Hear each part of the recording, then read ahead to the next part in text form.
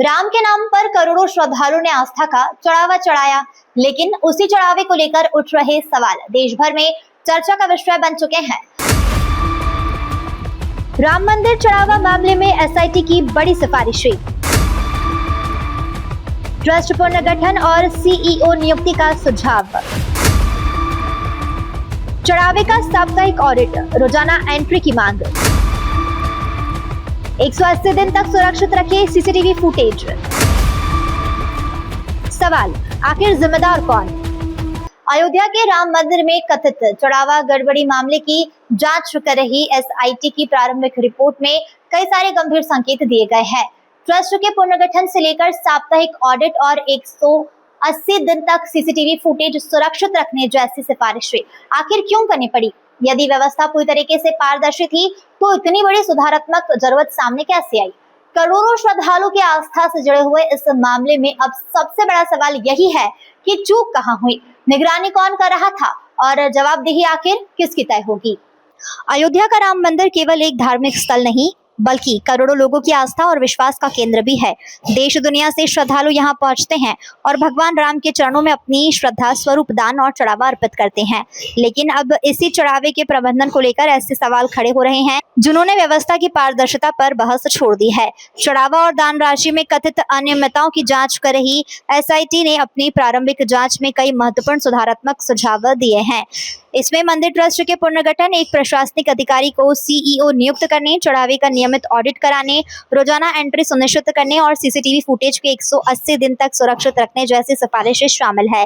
सबसे बड़ा सवाल यह है, यदि व्यवस्थाएं पहले से मजबूत थी तो फिर इन सुझावों की जरूरत क्यों पड़ी? आखिर ऐसी कौन सी कमियां थी जिसके कारण जांच एजेंसी को वित्तीय निगरानी और प्रशासनिक नियंत्रण मजबूत करने की सलाह देनी पड़ी? दान और चढ़ावे की राशि का हिसाब किताब किसी भी धार्मिक संस्था के लिए सबसे संवेदनशील विषय होता है।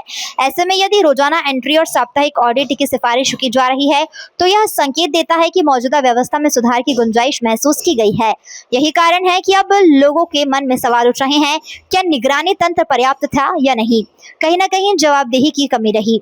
सुरक्षा व्यवस्था को लेकर भी प्रश्न खड़े हो रहे हैं।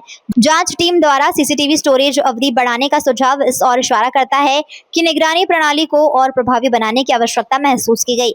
आखिर ऐसा क्या हुआ कि रिकॉर्ड सुरक्षित रखने की अवधि बढ़ाने की जरूरत सामने आई है? जांच के दौरान कई अधिकारियों और कर्मचारियों से पूछताछ की गई। कुछ लोगों को जांच पूरी होने तक बाहर न जाने देने की सलाह दी गई है।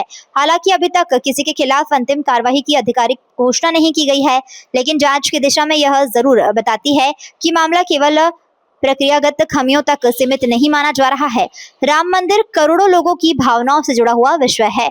ऐसे में केवल जांच ही नहीं बल्कि पूरी पारदर्शिता के साथ जवाबदेही तय होनी जरूरी है। यदि कहीं लापरवाही हुई है तो जिम्मेदार कौन है?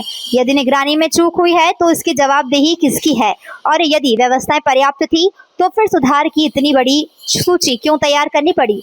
फिलहाल सभी की निगाहें अंतिम जांच रिपोर्ट और उस पर होने वाली कार्रवाई पर टिकी हुई है, क्योंकि यह मामला केवल पैसों का नहीं बल्कि करोड़ों श्रद्धालुओं के विश्वास का है। और जब सवाल आस्था से जुड़ा हो तब जवाब में उतनी ही स्पष्ट और पारदर्शिता होना चाहिए। एक जनहित याचिका मैंने शनिवार को हाईकोर्ट की रजिस्ट्री में दाखिल की है, जिसमें मैंने राम मंदिर दान चोरी में जो घोटाला हुआ है, लगभग 200 करोड़ का घोटाला प्रिंट मीडिया के माध्यम से पब्लिक डोमेन में आया है, उसी को लेकर मैंने एक जनहित याचिका फाइल की है, जिसमें मैंने रिटायर्ड सुप्रीम कोर्ट जज या हाई कोर्ट जज से जांच कराने के लिए न्यायिक आयोग बनाने की मांग की है। और ये भी प्रेयर है हमारी कि मंदिर ट्रस्ट के पावर्स फ्रीज किए जाएं और ट्रस्ट का अकाउंट फ्रीज किया जाए जब तक एसआईटी की जांच कंप्लीट नहीं हो जाती है।